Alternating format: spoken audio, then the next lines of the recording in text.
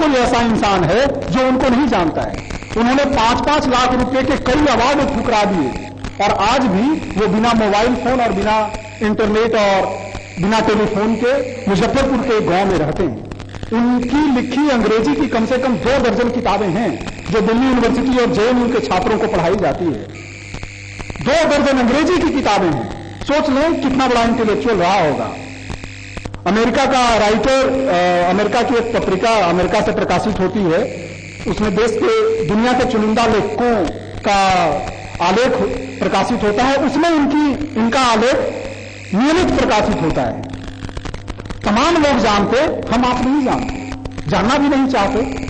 तो और वो सचदा बाबू जब आए तो पूरे कैंपस में चर्चा का विषय था। पूरे जेएनयू के प्रोफेसर आए थे, डीयू के प्रोफेसर थे, तमाम लोगों के बीच में कि आखिर आज की तारीख में भी ऐसा कोई समाजवादी हो सकता है क्या जहां आपाधापी मची है।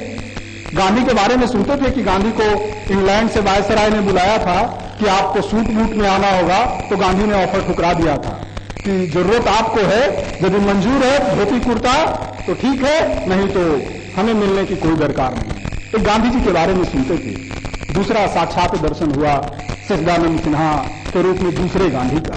तो ऐसे तमाम लोग हमारे आसपास पड़े हैं। दशरथ मांझी इसी गया के थे और दशरथ मांझी पर इंटरनेशनल फिल्म फेयर में वहां पे उनकी फिल्में दिखाई जा रही हैं। हम आप बहुत सारे लोग जानते भी नहीं कौन था दशरथ मांझी, क्या था दशरथ मांझी। तो ऐसे आदर्श आपके आसपास भी भरे पड़े हैं। थोड़ी अपनी दृष्टि को तो दौड़ाना पड़ेगा, दृष्टि दौड़ानी होगी, थोड़ा नजर पारखी बनाना पड़ेगा, हंस जैसी दृष्टि अपनानी पड़ेगी। सब कुछ आपके पास में ही है। किसी को केवल भ्रष्टाचार नजर आ रहा है, किसी को केवल करप्शन नजर आ रहा है, किसी को केवल युवाओं में फ्रस्ट्रेशन नजर आ रहा है। अरे आज का युवा तो पूछिए मत। और ये सच भी है, आज सबसे ज्यादा युवक सुसाइड कर रहा है। कौन कर रहा है? इंजीनियरिंग मेडिकल की तैयारी करने वाला लड़का। जितने दिन पटना में पत्रकारिता के मुख्य धारा में रहे, शायद ही कोई ऐसा दिन होता था कि जब बेंगलोर, चेन्नई, हैदराबाद के किसी इंस्टीट्यूशन से युवा छात्र की डेड बॉडी पटना नहीं आती थी। क्या हो गया भाई, आप तो इंजीनियरिंग मेडिकल की तैयारी कर रहे हैं, अब तो इंस्टीट्यूशन में चले गए। Engineering 2nd year 3rd year MBA कर रहा है लड़का, क्या किया तो पंखा में लटक करके जान दे दिया। ये नौबत क्यों आ रही है? अब तो आपको सजाना सवार लेना चाहिए। आईआईटी कानपुर सबसे टॉप इंस्टीट्यूशन माना जाता है आईआईटी का। सबसे ज्यादा सुसाइड के केसेस होते हैं वहां पे। सबसे ज्यादा बैकलॉग आईआईटी कानपुर में लगता है। 1 साल 2 साल बैकलॉग लगता है, तीसरा साल लड़का या तो एडिक्ट हो जाता है, ड्रग्स लेने लगता है, चरस, अफीम, कोकीन, और नहीं तो फिर सुसाइड कर लेता है, क्राइम की ओर मुड़ जाता है। तो ये स्थिति क्यों हो रही है? इसके लिए आपको यहां से तैयारी करनी पड़ेगी, नहीं तो कल को होकर के आप एक डॉक्टर, इंजीनियर जो बनेंगे। पिछले दिनों यहां आने के ठीक पहले सेवाग्राम स्टेशन पे ही एक डॉक्टर से मुलाकात हुई, सर्जन डॉक्टर।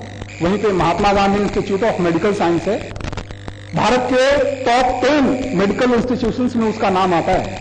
13 साल से वहां पे सर्जरी वो कर रहे हैं, बहुत बड़े सर्जन, छत्तीसगढ़ के हैं, डॉक्टर आनंद। मुलाकात हुई, टिकट के क्रम में ही थे वहां पे।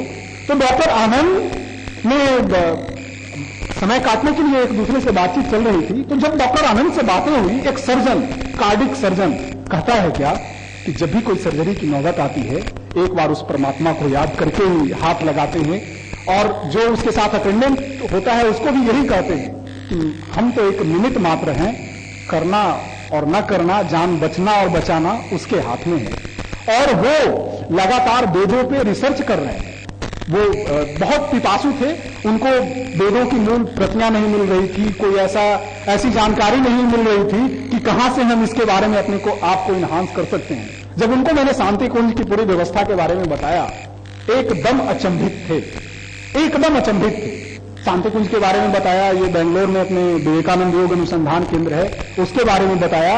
और उन्होंने कहा कि मैं अगले 1 वीक में दोनों जगह विजिट करूंगा और मुझे इन तमाम चीजों पर चरक संहिता और सुश्रुत संहिता को लेकर के उनका शोध चल रहा है। कौन? एक सर्जन डॉक्टर जो अंधविश्वास में भरोसा नहीं करता, जो सामान्य रूप में आपकी बातों पर यकीन नहीं करता। और वो डॉक्टर आनंद इतने शांति कुंज की पूरी व्यवस्था के बारे में जब उनसे बात हुई मतलब वो व्याकुल हो गए कि हम पहले क्यों नहीं ये जान पाए, हमको पहले जानना चाहिए था। हम इतने दिन से यहां पे आसपास भटक रहे थे, हर लाइब्रेरी में जाते थे, किताबें ढूंढते, उपनिषद की मूल प्रतियां खोजते, चरक संहिता, सुश्रुत संहिता खोजते, कहीं उनको मिल नहीं पा रहा था। तो मेरे मित्र, आपको जो ये सहज में